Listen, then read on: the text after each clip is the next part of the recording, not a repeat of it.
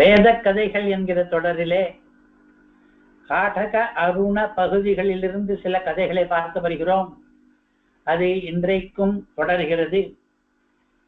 இன்றைய கதைக்கு தலைப்பு கற்றது கைமண்ணளவு என்பது.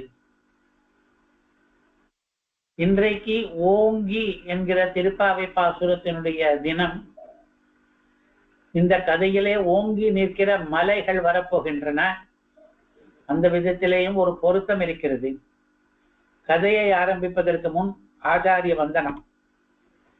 நாராயண குரும் ஞான வஹராசி மகமாஸ்ரயே யோ ராஜதாக்னிபிர் நித்யம் ஆராதிதஹயானனः ஸ்ரீமதே நாராயண தாதயார்ய மகாதேசிகாய நமः. பரத்வாஜர் என்கிற ஒரு ரிஷி இருந்தார். பிரசித்தமானவர் தான். வேதங்களிலே அடிக்கடி பேசப்படுகிற ரிஷி இவர். தைத்திரிய சம்ஹிதையிலே கூட அவருடைய பெயர் வருகிறது. நாம் ராமாயணத்திலும் கேள்விப்படுகிறோம். பரத்வாஜர் என்பவர் ஒருவர் தானா, பல பேருக்கு அந்த பெயரா என்ற ஆராய்ச்சியும் நடந்து கொண்டிருக்கிறது. இந்த பரத்வாஜர் காடகத்திலே இன்றைய கதையிலே வருகிற பரத்வாஜர் அதிகமாக கல்வியிலே நாட்டம் கொண்டவர். அதாவது மேன்மேலும் கற்றுக்கொண்டே இருக்க வேண்டும் என்கிற உந்துதல் உள்ளவர். கஜசாஸ்திரம், அஸ்வசாஸ்திரம், விமான சாஸ்திரம் இத்தியாதியாக பல துறைகளிலே கிரந்தங்களை இயற்றினவர் பரத்வாஜர் என்று சொல்கிறார்கள். அவராக கூட இவர் இருக்கலாம், அல்லது வெவ்வேறாகவும் இருக்கலாம். இப்படிப்பட்ட பரத்வாஜ முனிவருடைய கதை ஒன்று காடகம் என்கிற வேத பகுதியிலே இருக்கிறது. அதைத்தான் நாம் இன்றைக்கு கேட்கப் போகிறோம். பரத்வாஜருக்கு ஒரு வேட்கை இருந்தது. வேட்கை என்றால் தீவிரமான ஒரு ஆர்வம் இருந்தது. எதிலே என்றால் வேதம் முழுவதையும் கற்றுக்கொள்ள வேண்டும் என்று. ஏனென்றால் வேதம் என்பது ஞான பெட்டகம். வேதத்தை நாம் தெரிந்து கொண்டோமானால் எத்தனையோ சாஸ்திரங்கள் நமக்கு தெரிந்துவிடும். அதனாலே அவருக்கு அதிலே ஒரு ஊற்றம் இருந்தது. இதிலிருந்தே நமக்கு ஒரு நீதி கிடைக்கிறது. மேன்மேலும் நம்முடைய அறிவை வளர்த்து கொள்வதிலே, மேன்மேலும் பல தகவல்களை தெரிந்து கொள்வதிலே எல்லாருக்கும் தான் ஆர்வம் தேவையாக இருக்கிறது. அதுவே ஒரு நல்ல பண்பு தான். நான் இன்னும் கொஞ்சம் தெரிந்து கொள்ள வேண்டும் என்று நினைப்பதே கூட நல்ல பண்பு தான். அதற்காக அந்த பரத்வாஜர் என்ன பண்ணினார்? வேத கல்விக்காக பிரம்மச்சரியத்தை அனுஷ்டித்தார். பரத்வாஜோஹ த்ரிபிராயுர்பிர் பிரம்மச்சரியமுவாச என்று ஆரம்பிக்கிறது. முதல் வாக்கியமே அப்படிதான். அவர் பிரம்மச்சரியத்தை அனுஷ்டித்தார். அது என்ன பிரம்மச்சரியம் என்றால், பிரம்ம என்றால் வேதம், சரியம் என்றால் நடத்தை, ஒழுக்கம். வேத கல்விக்காக என்னென்ன நடைமுறைகள், நடத்தைகள், ஒழுக்கங்கள் வேண்டுமோ அதெல்லாம் சேர்த்து பிரம்மச்சரியம் என்று சொல்லப்படும். வேத கல்வி என்பது மற்ற கல்விகளைப் போல கிடையாது. கல்விகளிலே பல துறைகள் இருக்கின்றன. உதாரணமாக வில் வித்தை கல்வி, சங்கீத கல்வி, மருத்துவ கல்வி என்று எத்தனையோ இருக்கின்றன. ஆனால் வேத கல்வி என்று ஒன்று இருக்கிறதே, அதாவது ரிக்வேதம், யஜுர்வேதம், சாமவேதம், அதர்வண வேதம் என்ற 4 வேதங்களை கற்பது என்பது, அதற்கு நிறைய விரத நியமங்கள் அவசியம். மற்ற கல்விகளுக்கு அவை இல்லாமல் போகலாம். வேதத்துக்கான ஒழுக்கம் என்பதிலே விரதங்களும் உண்டு, வேறு சில கட்டுப்பாடுகளும் உண்டு. விரதங்களிலே கூட 2 வகை உண்டு. பிராஜாபத்திய விரதம், ஆக்னேய விரதம் முதலிய வேதத்திலேயே விதிக்கப்பட்ட விரதங்கள். வேத அத்தியனம் பண்ணும் பொழுது இந்த விரதங்களுடன் கற்றுக்கொள்ள வேண்டும் என்று அவையும் உண்டு. அது தவிர பிரம்மச்சரியத்தின் ஒரு பகுதியாக இதை சாப்பிடலாம், இதை சாப்பிடக்கூடாது, இந்த காரியத்தை இந்த நாளிலே பண்ண வேண்டும் இத்தியாதியாக சில விரதங்கள் அவையும் உண்டு. நியமங்கள் என்று உதாரணமாக கையிலே பலாசு தண்டத்தை வைத்துக் கொள்ள வேண்டும், தோளிலே மான் தோலை தரிக்க வேண்டும், இடுப்பிலே மிஞ்சி கயிறை கட்டிக்கொள்ள வேண்டும் இத்தியாதியாக நடை உடை பாவனைகளில் இருந்து எவ்வளவோ கட்டுப்பாடுகள் இருக்கின்றன வேத மாணவனுக்கு. இப்படி இந்த விரதங்களையும் நியமங்களையும் சேர்த்து வைத்து ஒரு பெயரிட வேண்டும் என்றால் அதுதான் பிரம்மச்சரியம் என்பது. வேத மாணவனுக்கான ஒழுக்கம் என்று அர்த்தம். நமக்கு பிரம்மச்சரியமுவாச என்று சுலபமாக எளிதாக சொல்லப்பட்டதிலிருந்து மீதி நமக்கு என்ன தெரிகிறது? நாம் வேதம் கற்கும் போது விரதங்களையும் நியமங்களையும் பாலனம் பண்ண வேண்டும். அந்த விரதங்களோடு கூட நியமங்களோடு கூட வேதத்தை கற்க வேண்டும் என்பது தெரிகிறது. பரத்வாஜர் கதை. அவருக்கு வேதம் கற்றுக்கொள்வதற்கு ஒரு ஆயுஷ் மொத்தம் போதவில்லை, புருஷாயுஷ் போதவில்லை. அவருக்கு போதவில்லை என்றால் அவரிடம் ஏதோ குறை என்று நினைக்க வேண்டாம். அவர் மிகவும் மேதாவிதான். அவருக்கே கூட அந்த புருஷாயுஷ் போதவில்லை, நமக்கெல்லாம் நிச்சயமாக போதாது. அவர் என்ன பண்ணினார்? தன்னுடைய ஆர்வம் காரணமாக 3 ஆயுள்களை பெற்று கேட்டு வாங்கி பெற்று வாழ்நாள் முழுவதும் வேதம் கற்பதிலேயே கழித்தார். பரத்வாஜோஹ திரிபிராயுர்பிஹி என்று 3 ஆயுஷ் வாங்கிக் கொண்டார். வேதம் கற்க விரும்பிய பரத்வாஜருடைய கதையை இப்பொழுது நாம் ஆரம்பித்திருக்கிறோம். ஆரம்பத்திலேயே ஒரு சின்ன குழப்பம் வருகிறது நம்மை போன்ற ஆய்வாளர்களுக்கு. என்ன குழப்பம் என்றால், பரத்வாஜர் வேதத்தை கற்றுக்கொள்ள விரும்பினார், விழைந்தார் என்ற ஒரு கதை வருகிறதே, அது வேதத்தில் தானே வருகிறது. பரத்வாஜர் கதையும் வேதத்தில் இருக்கிறது. அந்த வேதத்தை பரத்வாஜர் கற்றுக்கொள்ள விரும்பினார் என்றால் எது முன்னே எது பின்னே என்று குழப்பம் வருகிறதே.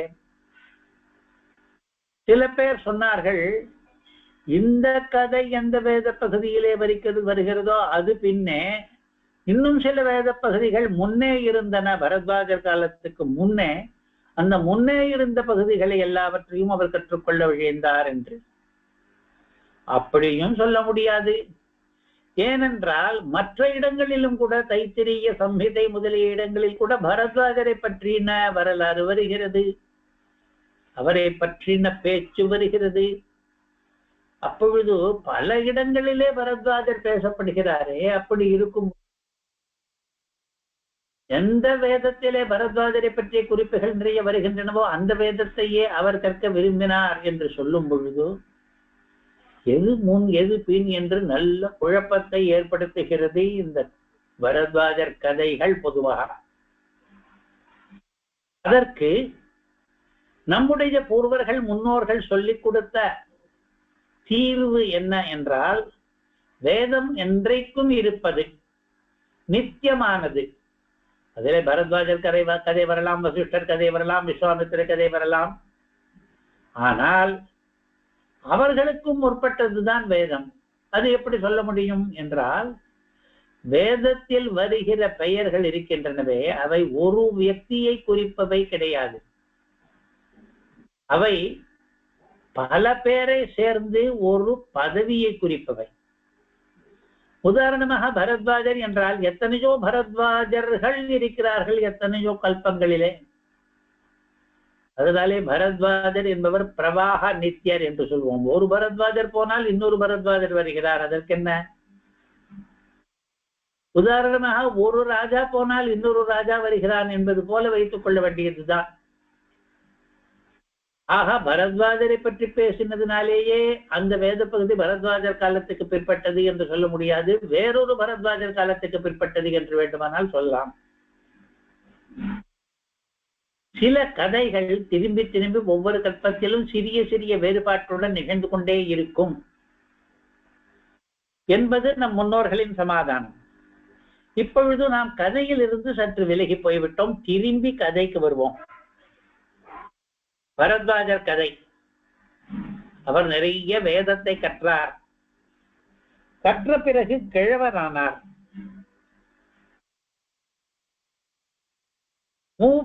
மூப்படைந்தார், ஜரா என்று சொல்வார்.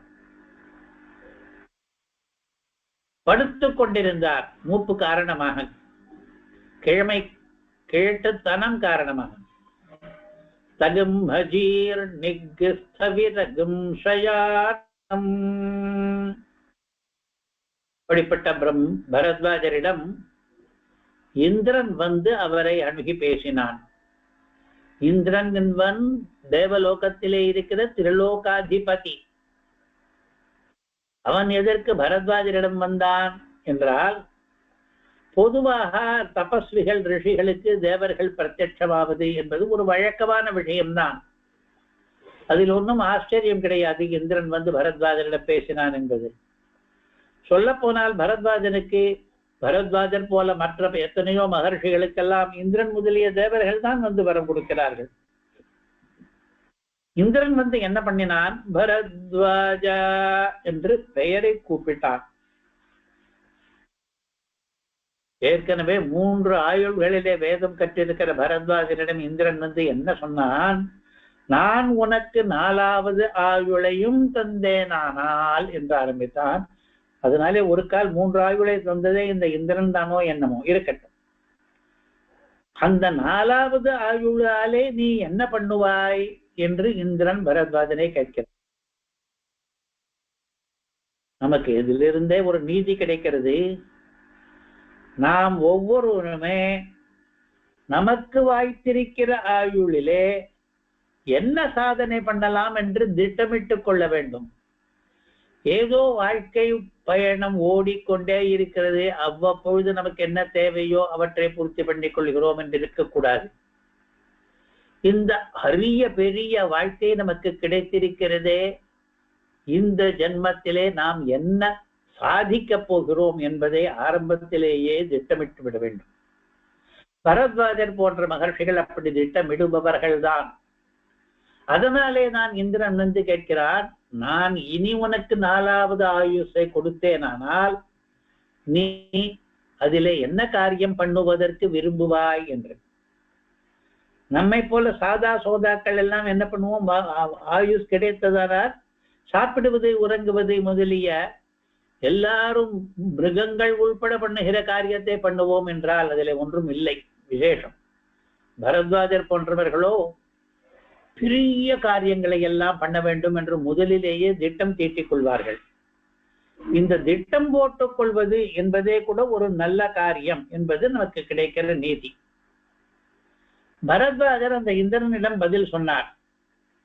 அந்த 4வது ஆயுளைய கூட நான் வேத கல்விக்கான பிரம்மச்சரியத்திலேயே கழிப்பேன் என்று பதில் சொன்னார். 4வது ஆயுஷிலே கூட பிரம்மச்சரியத்தில் தான் நான் கழிப்பேன். பிரம்மச்சரியம் என்றாலே நாம் ஏற்கனவே அர்த்தம் சொல்லி இருக்கிறோம். பிரம்மா என்றால் வேதம், சர்யா என்றால் நடத்தை. வேத கல்விக்கு எந்த மாதிரி ஒரு நடத்தை வேண்டுமோ அந்த நடத்தையை தான் நான் மேற்கொள்வேன் என்று பரத்வாஜர் சொன்னார். நமக்கு இதிலிருந்து என்ன நீதி கிடைக்கிறது? இதற்கு முன் ஜென்மத்திலேயும் வேத கல்விக்காகத்தான் உழைத்தார் அவர். அது போதும் என்று நிறுத்தி தன்னுடைய குறிக்கோளை மாற்றிக்கொள்ளவில்லை. நாம் கூட நமது குறிக்கோள் நிறைவேறுகிற வரையில் அதை விட்டுவிட்டு வேறு குறிக்கோள்களுக்கு தாவிக்கொண்டிருக்க கூடாது. விடாமுயற்சியுடன் அந்த குறிக்கோளை நிறைவேற்றிவிட்டு பிறகு மேலும் சில குறிக்கோள்களை எடுத்துக்கொள்ளலாம். அதுவும் அந்த குறிக்கோள் உயரிய குறிக்கோளாக இருந்துவிட்டால், உயர்ந்ததாக இருந்துவிட்டால், உதாரணமாக வேத கல்வி என்று பரத்வாஜர் குறிக்கோள் வைத்திருந்தார். அப்பொழுது அதை அடைவதிலே நாம் திடமாக இருக்க வேண்டும் என்று இது காண்பிக்கிறது. ஏனென்றால் இந்திரனிடம் பரத்வாஜர் என்ன சொன்னார்? மறுபடியும் நான் வேத கல்விதான் கற்பேன் என்று சொன்னார். அதை கேட்டான் இந்திரன். அவனுக்கு இதிலே சம்மதம் இல்லை. ஏனென்றால் இது நடக்காத காரியம் என்று அவனுக்கு தெரியும். எது நடக்காத காரியம்? வேதத்தை மொத்தம் கற்று முடிப்பது என்பது எவனாலேயும் ஆகாது. அதை பரத்வாஜருக்கு புரிய வைக்க வேண்டுமே. அவர் கேட்ட வரத்தை தரக்கூடாது என்பது இவனுக்கு இல்லை. ஆனால் அப்படி தந்தாலும் கூட, இன்னொரு ஆயுஷ் கொடுத்தாலும் கூட, அவர் நினைக்கிற அந்த காரியம் முழுதாக நிறைவேறாது. அதை அவருக்கு புரிய வைப்பதற்காக ஒரு திருஷ்டாந்தத்தை சொன்னால் போதாது என்று திருஷ்டாந்தத்தை பண்ணியே காண்பித்தான். என்ன பண்ணினான்? 3 மலை வடிவங்களை உண்டாக்கினான். அந்த மலைகளை அவருக்கு காட்டினான், அவருக்கு தெரியும்படி பண்ணினான். அந்த மலைகள் கூட முழுவதாக தெரியாமல் அரைக்குறையாக தெரிந்து கொண்டிருந்தன. இடங்களிலே மலை இருப்பது தெரிகிறது, ஆனால் மலையிலே சில மறைவுகள் ஏற்பட்டிருக்கின்றன, முழுமையாக தெரியவில்லை, மங்களாக தெரிகின்றன. கிரிரூபான விஜ்ஞாதானி வதர்ஷயாஞ்சகார 3 மலையை காண்பித்தான். இந்த ஒரு வாக்கியத்திலிருந்து நமக்கு என்ன நீதி தெரிகிறது? தேவர்களுக்கு ஒரு விசித்திர சக்தி இருக்கிறது.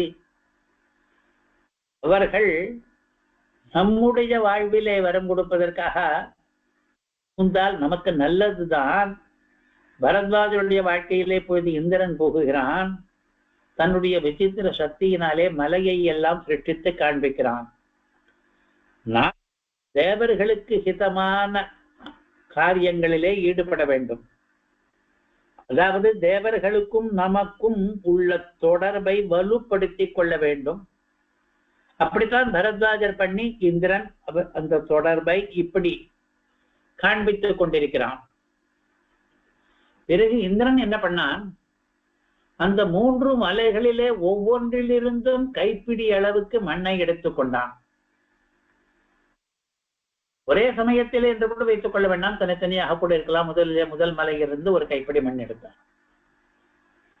பரத்வாஜருக்கு அதை காட்டினான். இப்பொழுது இந்திரன் பேசினான். மறுபடியும் பேசும்போது பரத்வாஜா என்று பெயரை சொல்லி கூப்பிட்டான்.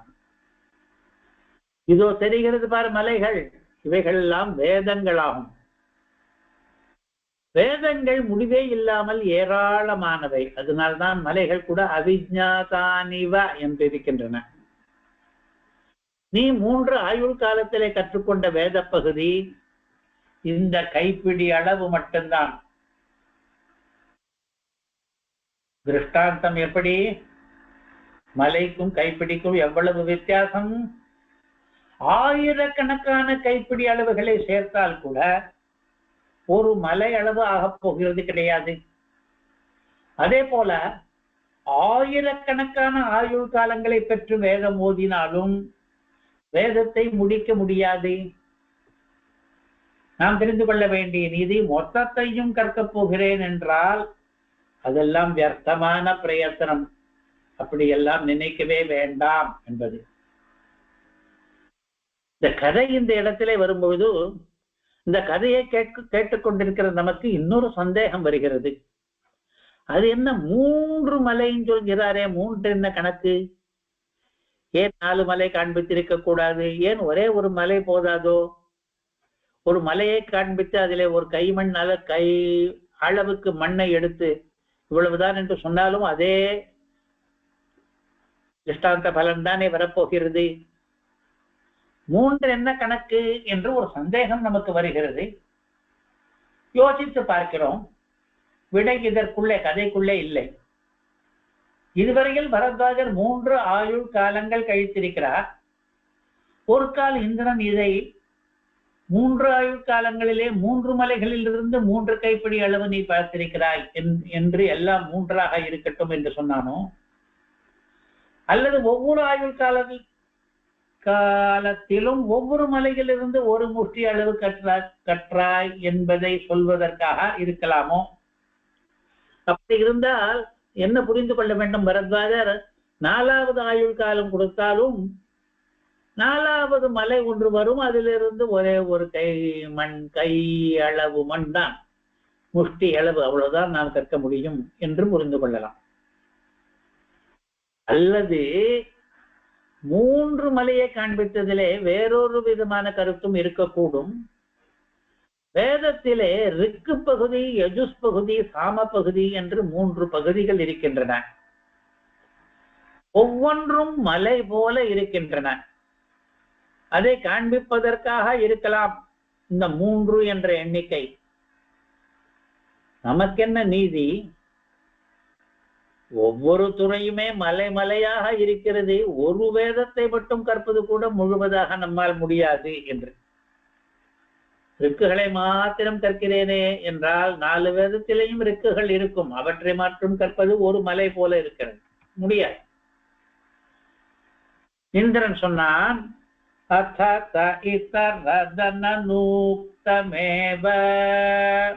நீ எவ்வளவு கற்றுக்கொண்டாயோ இதுவரையில் அது தவிர மிச்சம் இருக்கிறதே, அதுதான் இதரத் என்பது. அது இதுவரையில் நீ கற்காததுதான். இந்த மலைப்பகுதியிலிருந்து நான் ஒரு கை அளவு மண்ணை எடுத்து கொண்டு விட்டேன், மீதி இருப்பது மலையில் இருக்கிறதே, அதுதான் இங்கே சொன்ன இதரத்.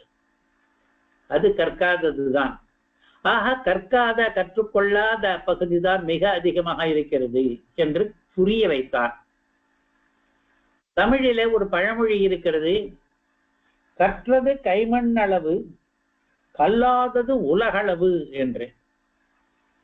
இந்த வேதத்தில் இருக்கிற பரத்வாஜருடைய கதையை கேட்டால் இந்த பழமொழி ஞாபகம் வருகிறது. பழமொழியை லேசாக மாற்றலாம் என்று கூட தோன்றுகிறது. இந்த கதையில் இருக்கும்படி பார்த்தோமானால், கற்றது கைமண் அளவு, கல்லாதது மலை அளவு என்று சொல்லலாம். மலை அளவு என்பதற்கு பதில் தமிழ் பழமொழி உலகளவு என்று சொல்கிறது. இருக்கட்டும், மலையளவு பாக்கி இருக்கிறது என்று சொன்னால் நமக்கு மலைப்பாக இருக்கிறதே, திகைப்பாக இருக்கிறதே. பரத்வாஜருக்கும் அந்த மலைப்பு ஏற்பட்டது. இந்திரன் சொன்ன பிறகு அவர் மலைத்து போனார். என்ன பண்ணுவது இப்பொழுது? எத்தனை ஆயுஷ் கேட்பது? ஆயிரக்கணக்கான ஆயுஷ் கேட்டால் கூட முடியாதே. வேதங்கள் அவ்வளவு அளவிறந்து கிடக்கின்றனவே என்று வியந்து போனார். அந்த வியப்புக்கும் அந்த மலைப்புக்கும் ஒரு தீர்வு சொன்னான் இந்திரன். இந்திரன் மேலும் தொடர்ந்து பேசினான் பரத்வாஜரிடம். வா, இதை தெரிந்து கொள்ளு, இதுவே எல்லா வித்தியும் ஆகும் என்று பரத்வாஜனுக்கு இந்திரன் வேறொன்றை உபதேசிக்க போகிறான். வேதத்தினுடைய ஒரு பகுதி தான். வேதம் மொத்தம் உனக்கு தேவையில்லை, வேதத்திலிருந்து உனக்கு ஒரு மந்திரத்தை சொல்லித் தருகிறேன், வா. ஏஹீமம் வித்ஷி அயம்பை சர்வ வித்யேதி என்று இந்திரன் பேசினான். இந்திரன் பரத்வாஜனுக்கு ஏதோ ஒன்றை இப்பொழுது உபதேசிக்க போகிறான். அதற்கான பூர்வ பீட்டிகையை போட்டு விட்டான். நீ வா, நான் இப்பொழுது சொல்லப் போவதை தெரிந்து கொள், அது தெரிந்து கொண்டால் எல்லா வித்தையும் தெரிந்ததாக ஆகும் என்று. இதில் நமக்கு என்ன நீதி என்றால், எப்படியும் மொத்தத்தையும் அறிவது என்பது மாளாத ஒன்று. முக்கியமானதை தெரிந்து கொண்டால் போதும்.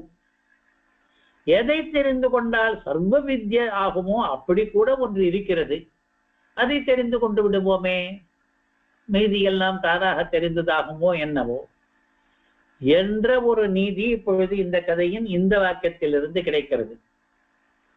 இப்படி பீடிகை போட்டுவிட்டு இந்திரன் என்ன பண்ணினான்? அந்த பரத்வாஜ முனிவருக்கு சாவித்திர அக்னி வித்யை என்று ஒரு வித்யை உபதேசித்தான். அதை அறிந்ததும் பரத்வாஜர் அமிர்தரானார், சாகாமை உள்ளவரானார், சொர்க்கலோகத்துக்கு போனார், ஆதித்யனோடு சாயுஜ்யம் பெற்றார், சமான போகங்களை எல்லாம் பெற்றார். பரத்வாஜர் மட்டுமில்லை, இதை அறிந்தவர்களும் இந்த சாவித்ராக்னி வித்யை அறிந்தவர்களும் அமிர்தராகலாம், சொர்க்கலோகம் போகலாம், ஆதித்யனோடு சாயுஜ்யம் பெறலாம். இந்த வாக்கியங்கள் எல்லாம் காட்டகத்திலே வேத பகுதியிலே இருக்கின்றன. நாம் என்ன நீதியை புரிந்து கொண்டோம்? மொத்தத்தையும் கற்க முடியாது என்பதாலே சாரத்தை கற்றுக்கொள்ள வேண்டும் என்று இந்த கதையிலிருந்து நமக்கு கிடைத்த நீதியினுடைய சாரம். நமக்கு கூட இந்த கதை மொத்தம் நினைவில் இல்லாவிட்டாலும் அதனுடைய சாரமாக இது நினைவில் இருந்தால் போரும். எது? மொத்தத்தையும் கற்க முயலாதே, சாரத்தை மட்டும் கற்றுக்கொள்வோம் என்று. இது பிற்கால இலக்கியத்திலே முக்கிய நீதியாக வருகிறது. அனந்தபஹரம் பகுவேதிதவ்யம் அல்பஷ்டகாலோ பகவஸ்ட விக்னா என்ற ஸ்லோகம் சொல்லுகிறது. இதையே தெரிந்து கொள்ள வேண்டிய விஷயங்கள் ஏராளமாக இருக்கின்றன, அவற்றையெல்லாம் தெரிந்து கொண்டு மாளாது. அதனாலே சாரமாக இருக்கிற விஷயத்தை மட்டும் தெரிந்து கொள்வோமாக என்று. அதுதான் இந்த கதையின் முக்கிய நீதி. இப்பொழுது இதோடு தொடர்புடைய இன்னொரு கதையை பார்க்க போகிறோம். இந்த இன்னொரு கதையும் அதே காட்டக பகுதியிலே தான் இருக்கிறது. இதோடு என்ன தொடர்பு என்றால், இப்பொழுது சாவித்ராக்னி வித்யை பார்க்கும் பொழுது அஜம்பை சர்வ வித்யேதி என்று எல்லா வித்யமாக ஒரு வித்யை ஆகிறது என்றெல்லாம் பார்த்தோமே. அந்த இடத்திலே நாம் ஒரு குறுக்கு கேள்வி கேட்கிறோம். ஒரு வித்யை அறிந்தால் எல்லா வித்யையும் அறிந்ததாக எப்படி ஆகும் என்று. எல்லாம் கூட ஆகுமா என்ன என்று நம்ப முடியாததாலே கேட்கிறோம். அதற்காக இப்பொழுது இன்னொரு கதை. அந்த இன்னொரு கதையிலே சாவித்திரி வித்யை என்று ஒன்றை அறிந்தாலே நிறைய அறிந்ததா ஆகும் என்று ஒரு கதை வருகிறது. தேவபாகர் என்று ஒருவர் இருந்தார். அவர் பேர் அது. அவரை கௌதமர் என்றும் சொல்கிறார்கள். அதாவது கௌதம வம்சத்திலே வந்த ஒரு முனிவராக இருக்கலாம். அவர் இந்த சாவித்திரத்தை அறிந்திருந்தார். சாவித்திரம் என்றால் என்ன என்பது கூட இதுல பின்னாலே வரப்போகிறது. ஒரு சிறிய மந்திரம்தான். அவரை பற்றி கண்ணுக்கு தெரியாத வாக்கு ஒன்று பேசியது. அதிருஷ்யமான. அது என்ன பேசியது? நாம் சில சமயங்களிலே புராணங்களிலே அசரீரி வாக்கு என்றெல்லாம் சொல்கிறோமே, அதுதான் இங்கே கண்ணுக்கு தெரியாத வாக்கு என்று சொல்கிறது. அந்த வாக்கு சொல்லுகிறது, ஆகாசத்திலிருந்து கேட்கிறது, கௌதமர் எல்லாம் தெரிந்தவராகிறார், அவருக்கு சாவித்திரம் தெரிந்துள்ளபடியாலே என்று. அதனுடைய கருத்து என்ன என்றால், எவனவனுக்கெல்லாம் சாவித்திரம் என்கிற வித்தியை தெரியுமோ அவன் எல்லாம் தெரிந்தவனாக ஆகிறான் என்ற பொது கருத்து இருக்கிறது. நமக்கு இதிலே என்ன நீதி என்றால், சாவித்திரம் முதலியதை எவர் அறிந்தார்களோ அவர்களை எல்லாரும் பாராட்டுவார்கள் என்று. ஏனென்றால் அப்படி பாராட்டித்தான் இந்த அசரீதி பேசுகிறது. அசரீரியே பாராட்டுகிறது என்றால் பாராட்டு பல இடங்களிலிருந்து கிடைக்கும் என்பது தெரிகிறது. இப்பொழுது இதை கேட்ட தேவபாகர் ஆச்சரியப்பட்டார். இது என்ன, ஒரு அசரீரி வாக்கு கேட்கிறதே என்று. இவர் திரும்பி ஒரு கேள்வி கேட்டார். யார் நீ? இந்த குரலே என்று அந்த குரலை, அசரீரி வாக்கை சம்போதனம் பண்ணி நீ யார் என்று கேட்டார். இதிலேயும் நமக்கு ஒரு நீதி. உருவில்லாத குரல்களோடு கூட உரையாடுவது என்பது கூட சாத்தியம்தான். நமக்கு தகுதி இருந்தால் நம்முடைய கேள்விகளுக்கு அந்த அசரீரியிடமிருந்து பதில் வரும் என்பதும் உண்மைதான்.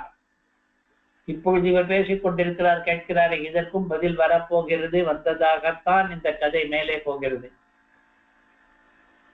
பதில் குரல் வந்தது. அந்த பதில் என்ன சொல்லிற்று?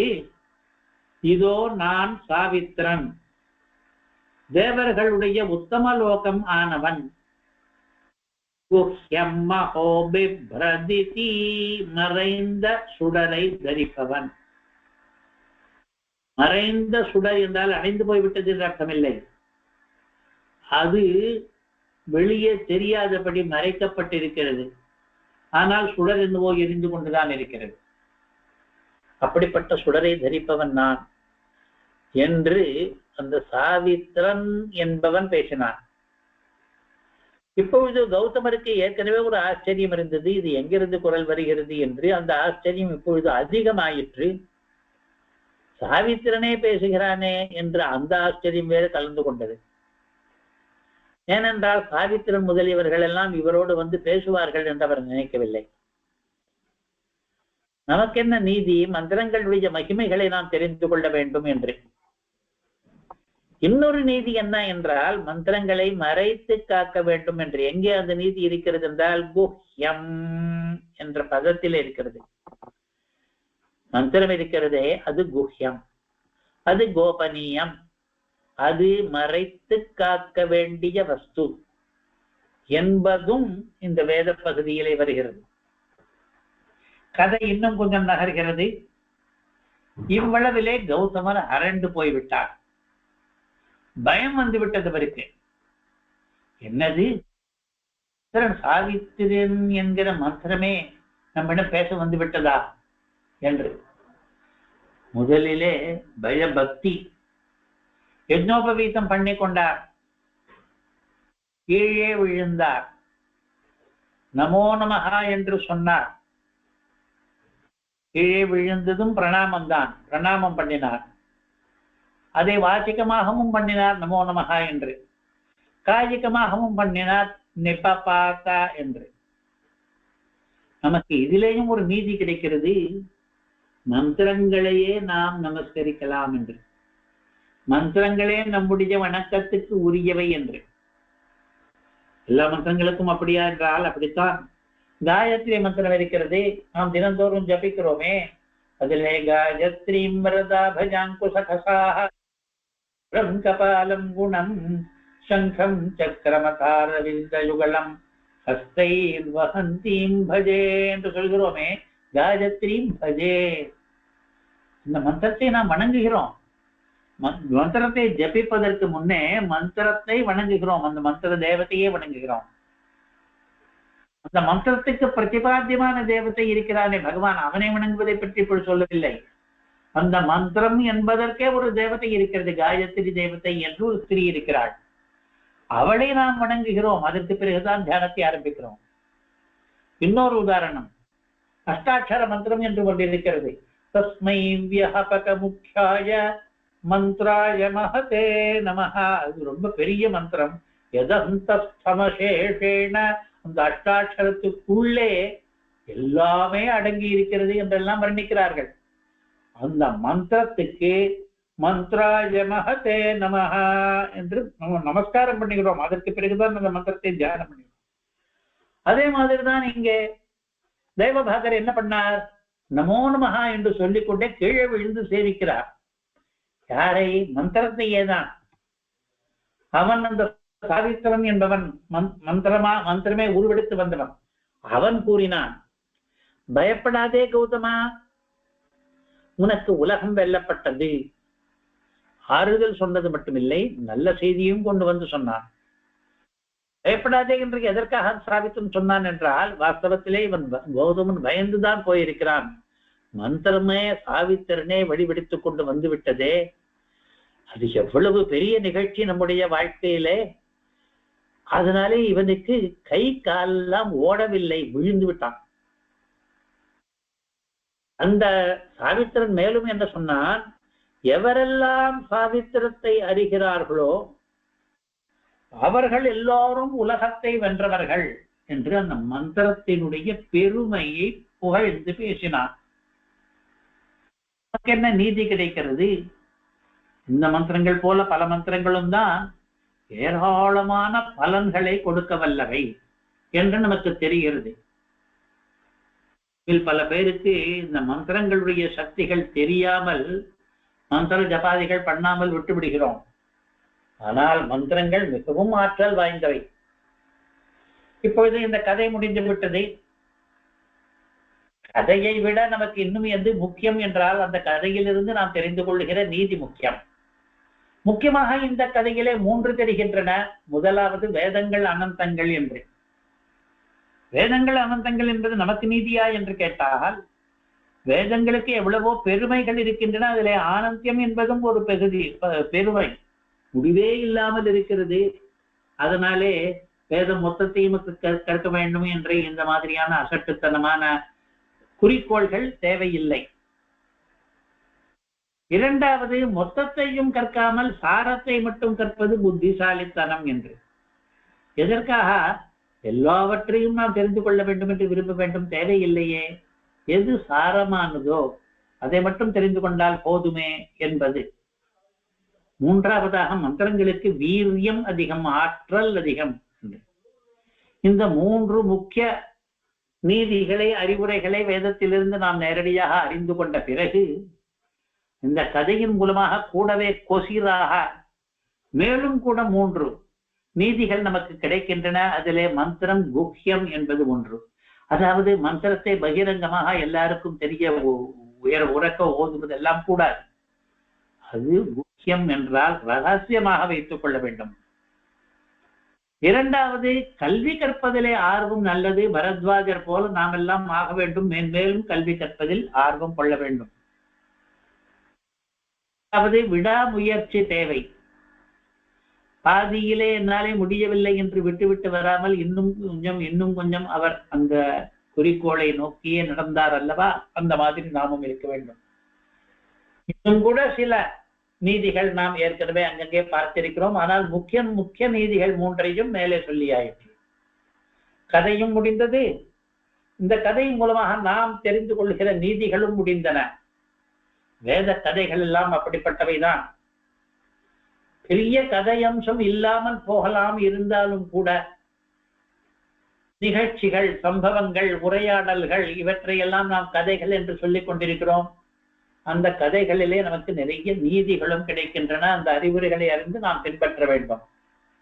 ஸ்ரீமதே நிகமாந்த மகாதேசிகாய நமஹ.